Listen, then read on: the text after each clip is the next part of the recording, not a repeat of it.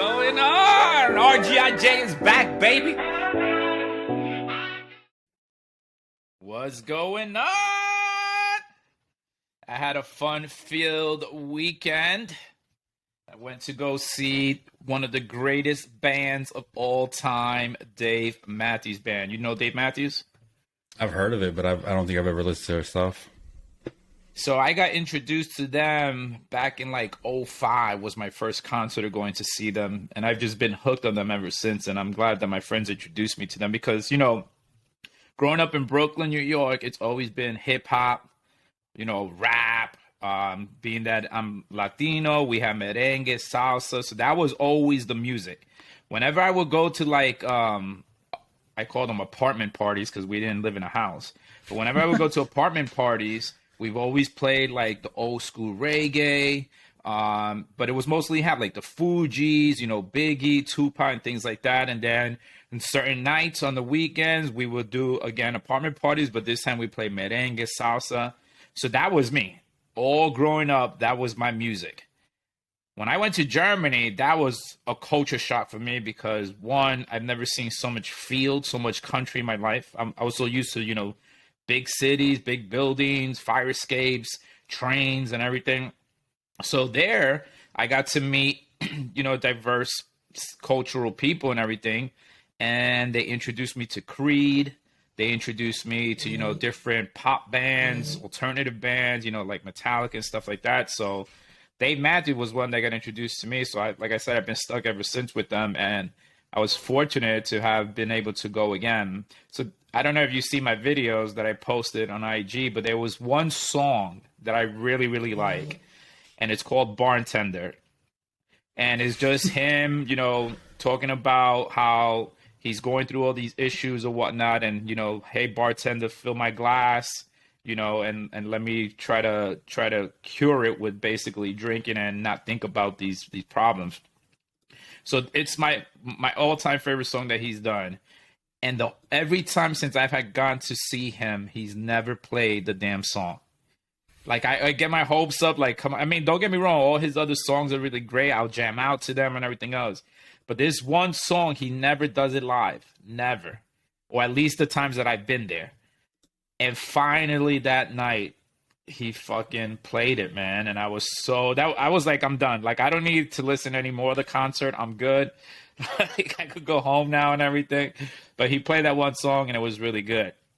So we got to see him and just got to hang out with the family and everything else. But there's one thing I do want to talk about, which is the airport, right? The airlines.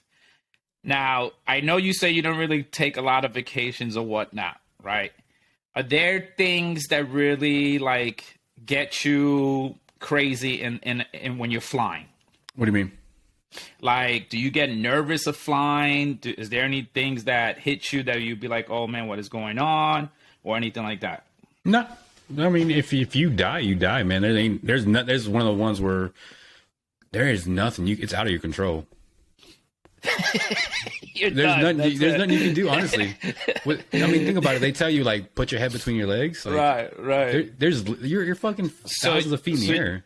You're the guy that doesn't listen to the safety instructions or nothing. Yeah, when they're talking about how to insert a seatbelt into the buck, you're like, whatever. I'm good. So for me, like I think I mentioned before, using the restroom on a flight, I don't like to do. That's not me.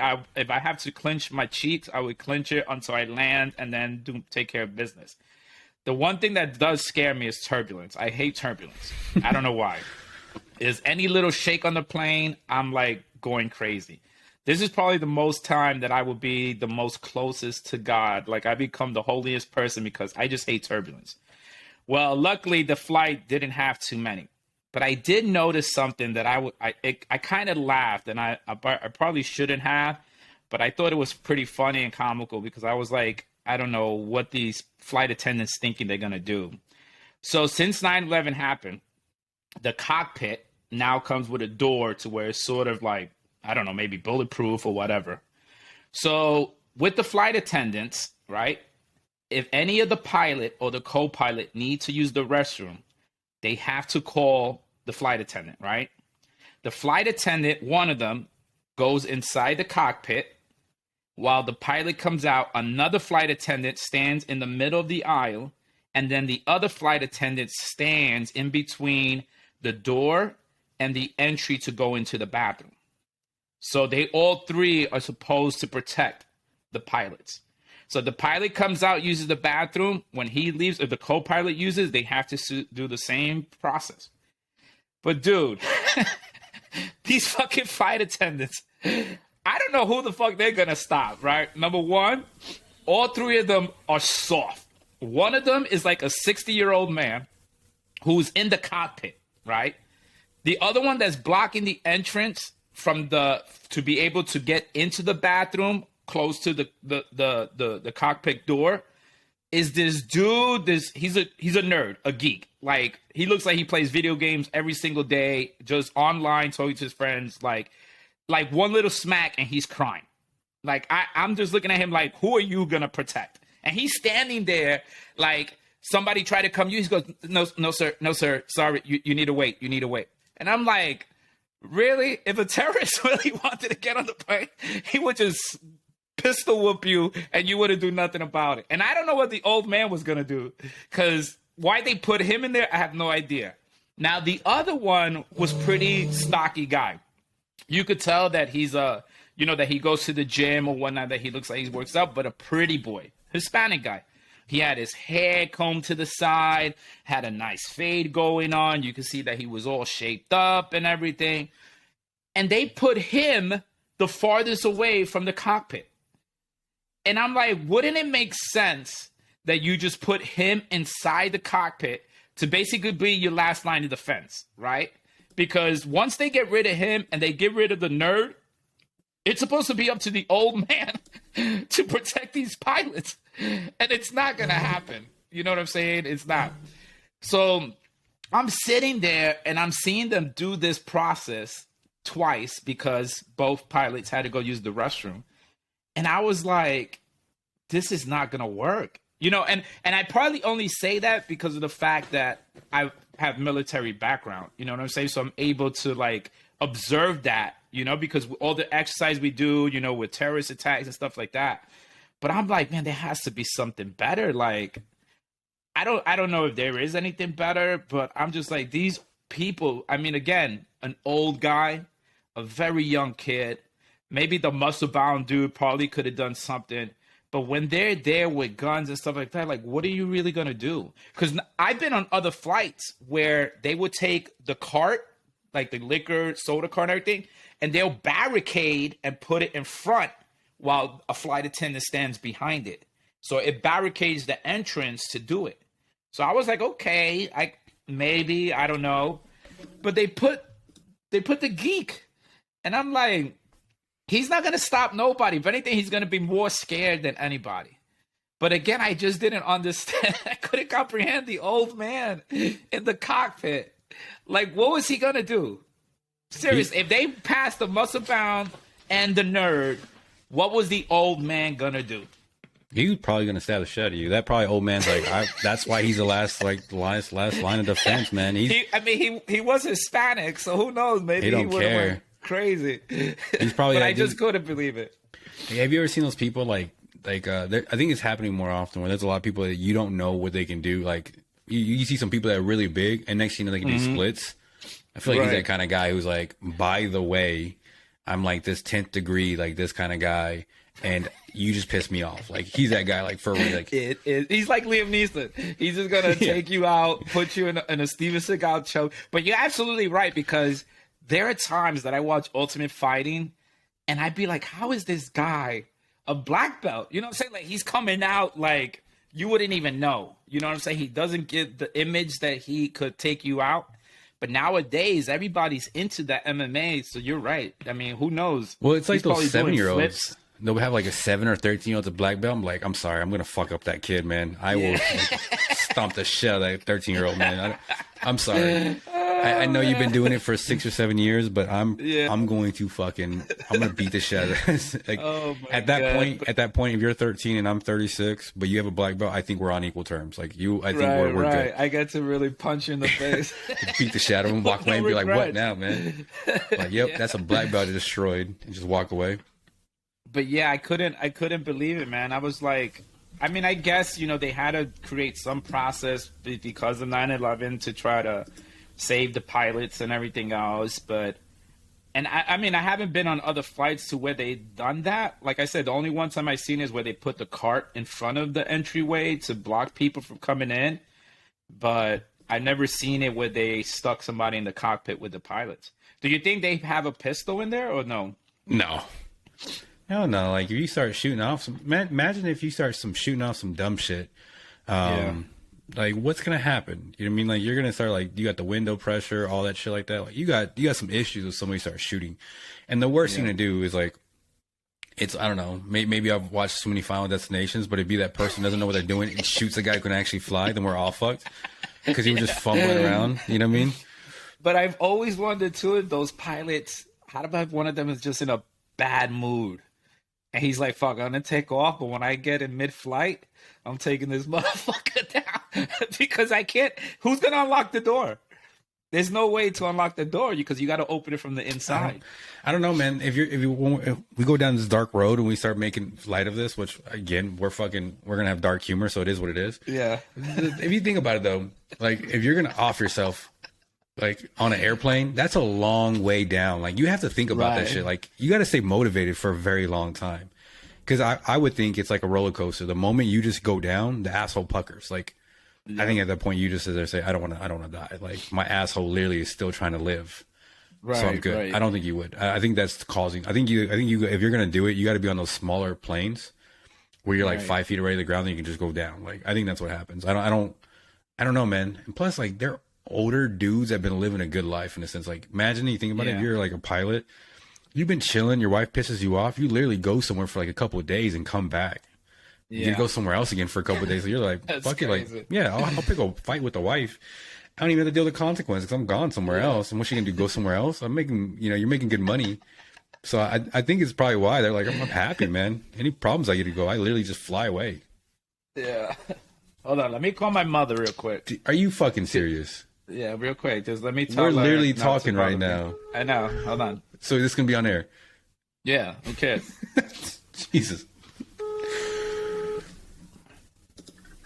Mami, te llamo después. Estoy haciendo un video aquí. Te llamo después. All right. Bye. That's it? All right. Sorry, but that's it. That's all I got to tell you because if not, the phone will ring 6 more times. And they call me on WhatsApp because of the video. So instead of just hearing the voice. So I just had to let her know because if not, then she's going to be like, yo, why is he ignoring me? And then she's going to call the rest of the siblings to say, hey, why is Israel ignoring me? So that's bad, man. I actually pick up. That's bad. That's really bad if you think about it. Why? No, it's just you're 50 years old and you're still. That's admirable. I gotta give you that, man. Like, to be that Don't close. hate because I have a good relationship with my mom. I'm literally not hating. I'm saying that's good. Like, I can't imagine that shit. I don't like. When was the last time your mom called you to say, "Hey, son, how are you doing"? We talked a couple days ago. So I'm not that kind of guy though. Like, I don't talk that much. Like, yeah, I call you when we had to deal with something, and that's it. Like, other than that, I'm not really like. I wish we go back to minutes because I would have a cheap phone bill because I don't talk to fucking nobody. So you'd be hard to trace by the police. Dude, they'd be like, yo, trace the call. It only lasted 10 seconds. If it wasn't for real estate, I wouldn't be online. I'd be a ghost. People are like, where the fuck you at? It still shows you're still like somewhere else for like 10 years. Like, yeah. I'm a ghost. I really do prefer that. That's the hard part about being online a lot, right? Like, we're not famous to that point, but we are kind of sharing more of our lives and those type of things. And I'm used to being a ghost, man. I actually enjoy solitude, man. I enjoy going places and people are like, I don't even know if you're alive or not. Like, good. Yeah. It's none of your business. I'm just chilling. Yeah. I don't know. So it's kind of weird. I mean, I like solitude when I'm at home. Like, I don't mind talking to people or people call me or I call somebody. But at home, I like sometimes just to be alone. Like right now, it's perfect because Rolo's gone. So I'm like, great. I'm able to just relax, got all my homework done, did everything that I needed to do, cleaned and everything. So I like that because it's just me time. I get to do what I like to do, watch whatever shows I want to watch, without having somebody else there just constantly distracting you or whatnot. But for the most time, I do like solitude in that aspect. But I do like when friends come visit. I like visiting people and stuff like that. I like, the social atmosphere or whatnot. I don't like to always be just alone. That's why I've always asked you, like, hey, can I come visit? And you're like, yeah, but we're not gonna do anything. Yeah. So I'm gonna be like just sitting at home watching TV with you and the family when I could Pretty just be much. doing that at my house. So I'm just like, Well, okay. I'm like, it's like, what are you doing? Well, it's a Tuesday. This is what we do on Tuesdays. Like last night, Which is last night stay was a home. Monday. Yeah, Yeah. But this is And my then- like my house on the wife, man. My house is my fucking solitude, man. I'm peace, man. I don't I'm here in my house so often. Whenever I go out somewhere and I have to deal with someone difficult, I'm like, this is why I never fucking leave. This is why I don't deal with you fuckers. Like anytime someone says something stupid or ridiculous shit, it's like, this is why I stay home. Like I just don't want to deal with shit. But I'm at peace, man. I'm good. And like, but again, if it's someone's like, hey, let's go out to eat, it's like, today's a Tuesday, man. Sorry, like we don't do that shit on Tuesdays. That's a Sunday thing. Yeah. So what is your daily activities? I mean, is Sunday family day? I know you're always with your family, but when I say family day, like, is that an outing?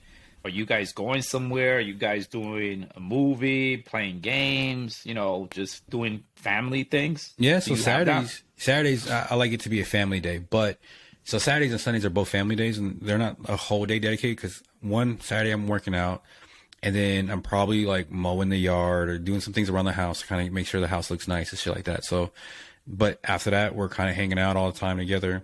And then on Sundays, we got podcasts. So I got to do a podcast in the morning, do a podcast at night with you.